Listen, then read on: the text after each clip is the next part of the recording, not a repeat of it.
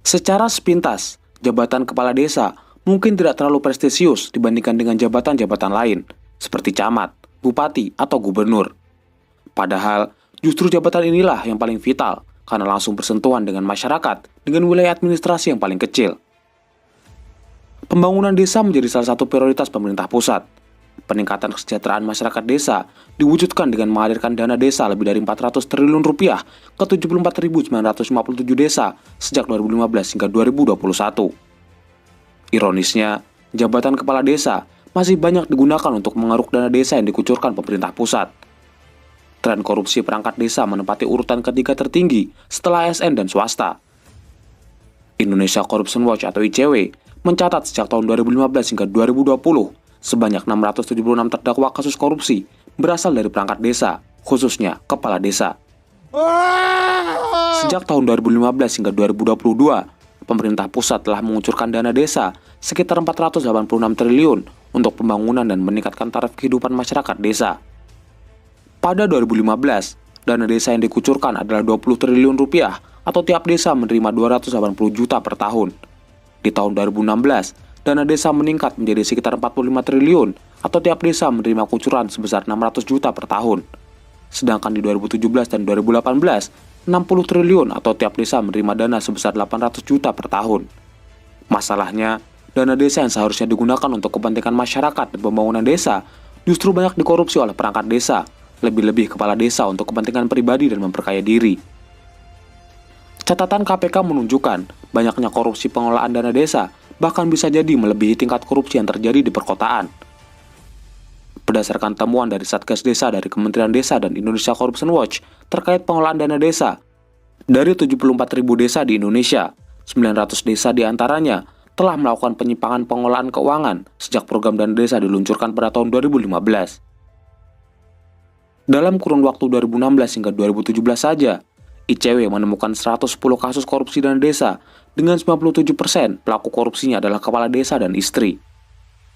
Sedangkan data KPK dari 2012 hingga 2021, sedikitnya 686 kades di seluruh Indonesia pernah terjerat kasus korupsi.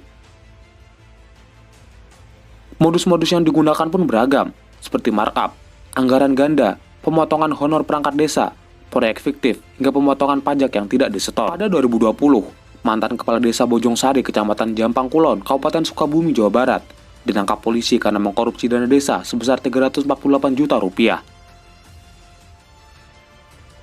Masih di Sukabumi, mantan kepala desa Bantar Gebang periode 2013-2019 mengkorupsi dana desa mencapai 1,3 miliar rupiah.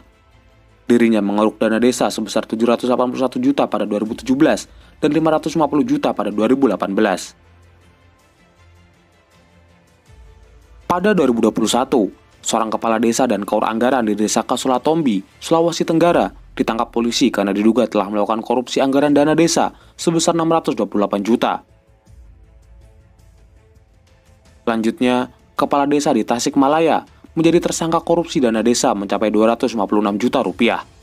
Dana yang seharusnya digunakan untuk perbaikan jalan justru diselewengkan untuk kepentingan pribadi. Di Kabupaten Bengkulu Tengah, seorang kepala desa ditahan kejaksaan setelah menghabiskan dana desa senilai 500 juta rupiah untuk berfoya-foya dan berbuat asusila bersama perempuan. Seorang mantan kepala desa ditahan oleh Kejaksaan Negeri Kabupaten Mojokerto, Jawa Timur karena dugaan korupsi yang merugikan negara sebesar 217 juta rupiah. Pada 2023, seorang mantan kepala desa di Mojokerto, Jawa Timur ditahan kejaksaan karena dugaan korupsi yang menjerat dirinya. Kepala desa 2 periode ini merugikan negara sebesar 217 juta rupiah. Ini hanyalah sebagian kecil dari kasus-kasus korupsi yang dilakukan oleh kepala desa.